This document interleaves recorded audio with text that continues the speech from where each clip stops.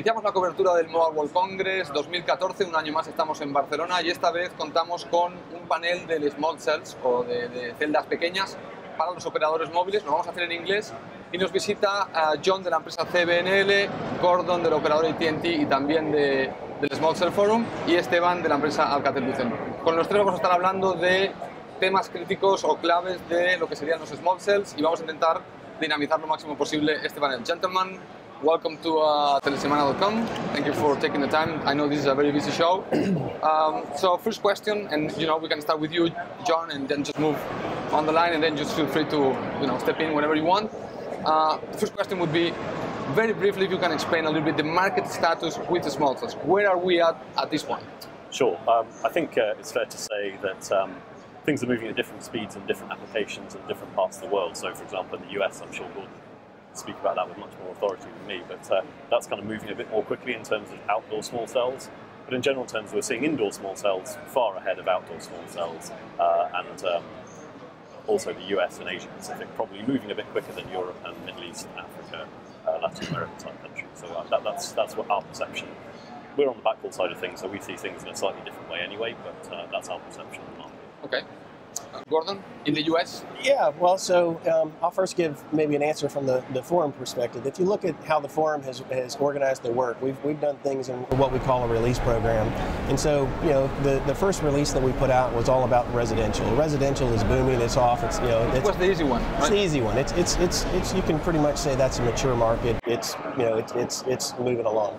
We then went to enterprise. Enterprise is really on the growth stage. It's starting to pick up and it's starting to scale. We see 2014 being a big year in the indoor space.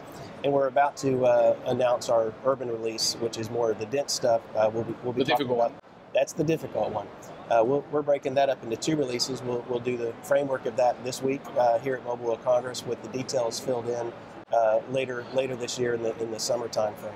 And so that's really when we think about the market status. You've got residential, moving more to mature.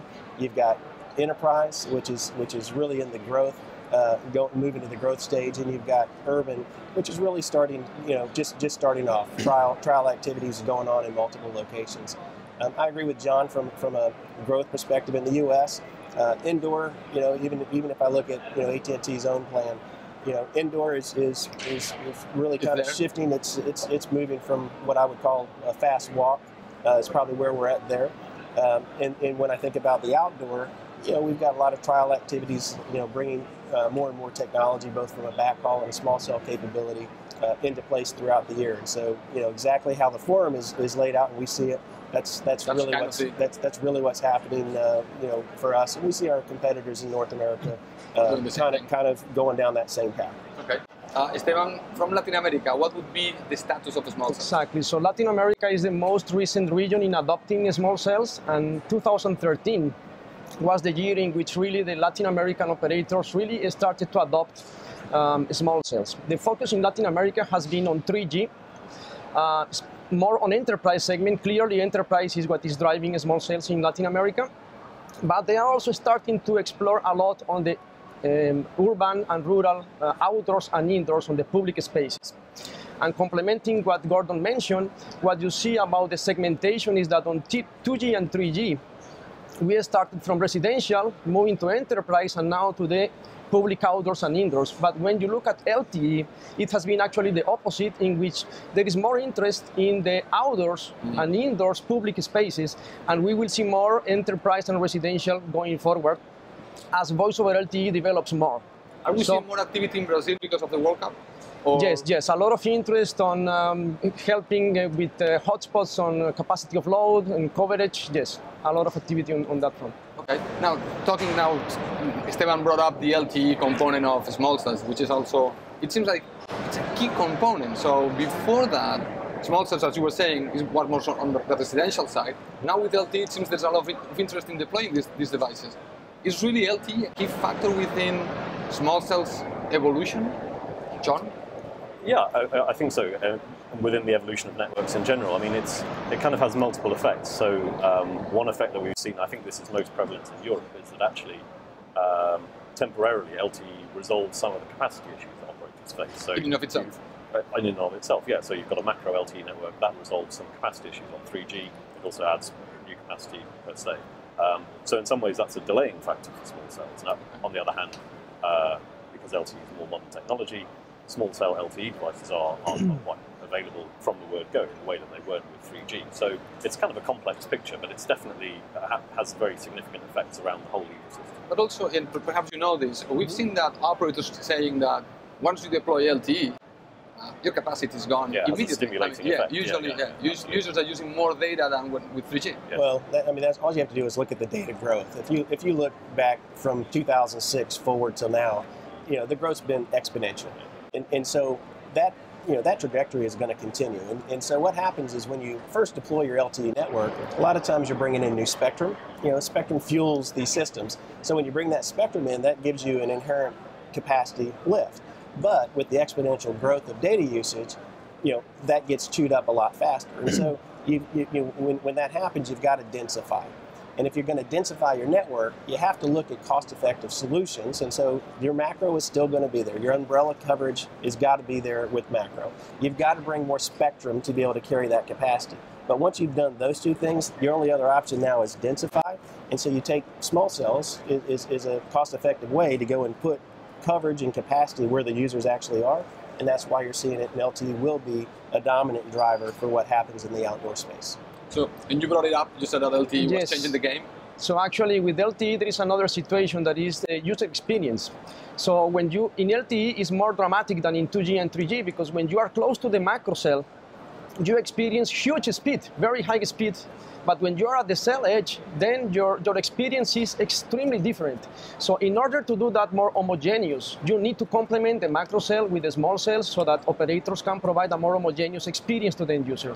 For LTE, is critical. So let me bring then two technologies that are being discussed with LTE, which is enhanced high kick and COM, which supposedly are addressing some of the issues that you were saying at the cell edge. Exactly. And then the other one is solving the issue of densifying without interference. It seems those two technologies are key for the densifying factor.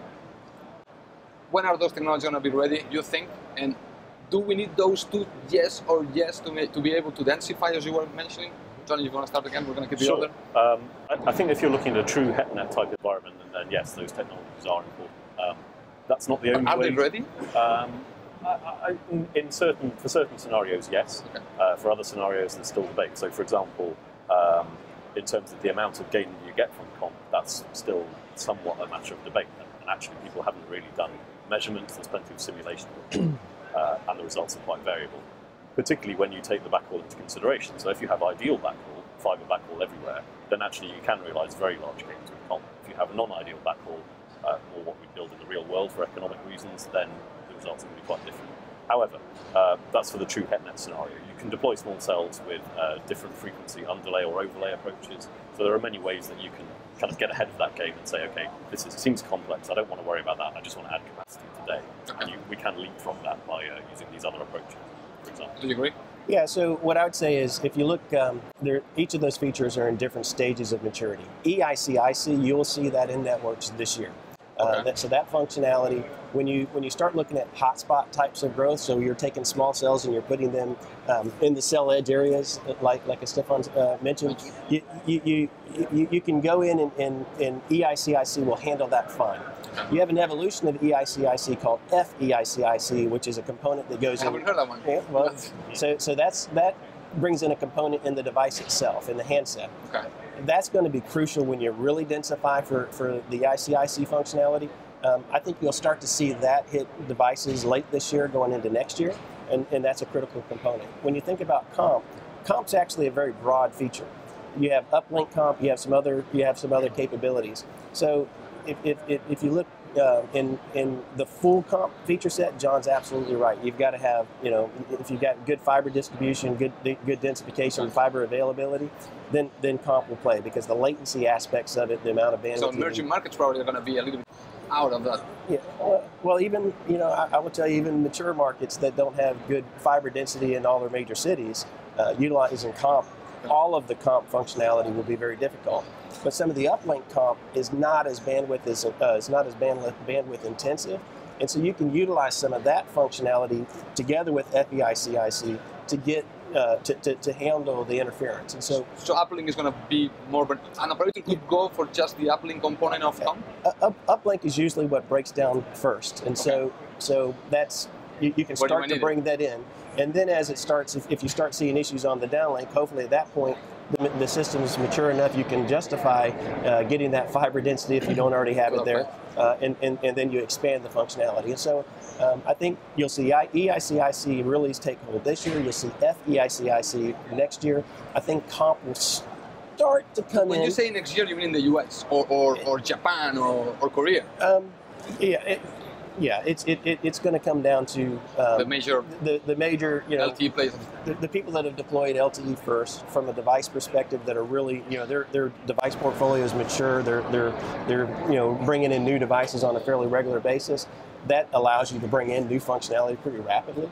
It doesn't automatically go back to all the old handsets. It'll be the new handsets that come in will have that functionality. And then I think uplink comp will come first. You'll start to see that probably next year, 2015, and then continuing to grow from there based on what I've seen happen. Esteban, do you want to add something on comp and IP? Fully agree with Gordon's timeline. So the feature will start to become available, LTE advanced features, this year. Now the key for operators to take advantage of those features is to do the right deployment, and here the problem is really the latency for synchronization. Synchronization is what is key for you to be able to use these features, especially comp. That's right. And this is where the backhaul starts to become a critical factor for the deployments. So you need backhauls that will support very short delay for synchronization. And delay means latency? Or? Latency, exactly. Latency especially. So, low jitter as well. Yeah, in the range of microseconds. So sometimes the frequency and the phase of the signals that are collected from the different elements need to be very well synchronized in matter of microseconds. So it's very important to be very aligned on the backhaul that you will use. I think this is a critical point because we've seen lots of new proposals for different backhaul solutions with small cells and different frequencies, different technologies.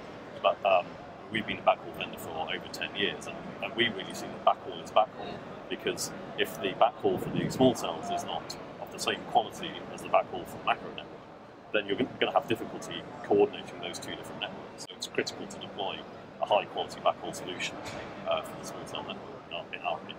Well, I think the small cell would be fully usable. You're absolutely right. And I think the point Stefan made about synchronization. We often overlook it. We don't talk about synchronization. We talk about backhaul. We talk about site acquisition as being challenging.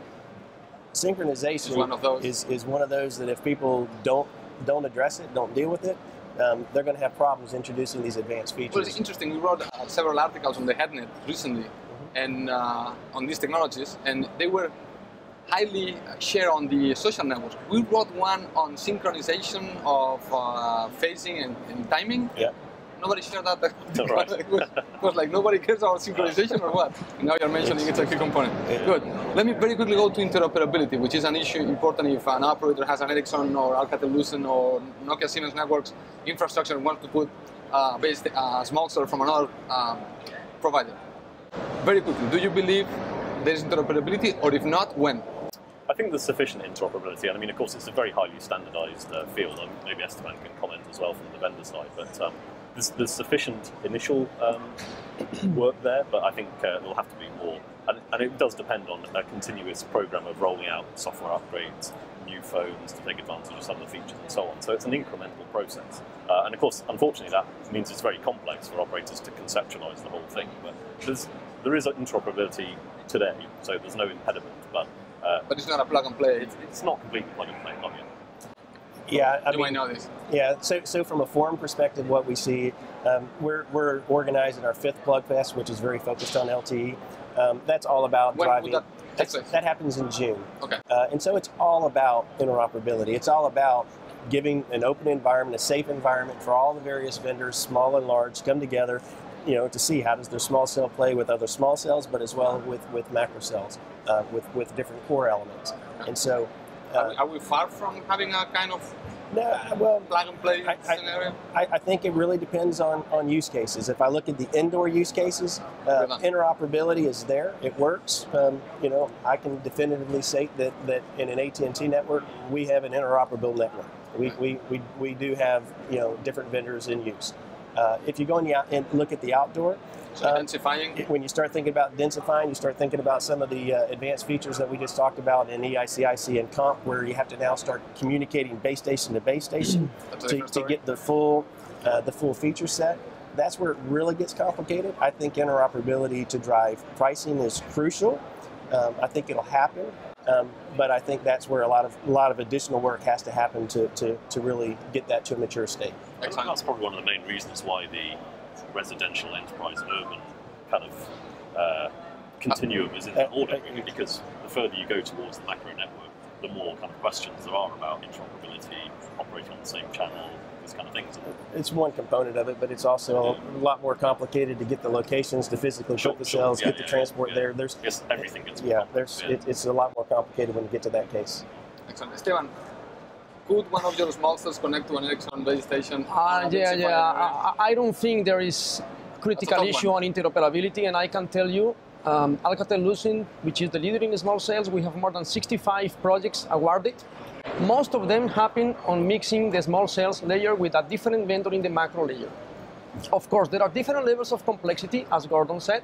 The outdoor is more challenging, but most of the complexities that you see are not because of the mixing of the different vendors. In reality, the interoperability and mixing of vendors is more something, in my view, more political from the incumbent providers that have monopolies on dominant positions. They don't want a new vendor to come in and destroy this monopoly. Of course, there are issues, but most of the issues, if you see, have been solved. In the past, we have issues, for instance, with the incoming handoff from macro to small cells. That's solved. Okay. So I can tell you, our projects are mainly on multi-vendor, and it works. Okay. So I was going to ask you finally for lessons, but I'm going to let you go because we probably spent too many time discussing the other issues, and you have a very tight agenda. So John, Gordon, and Esteban, thank you so much for being here today. Have a good show, and we'll leave the lessons component of our questioning for the future article. Sounds great. Thank you. Thank you. Okay.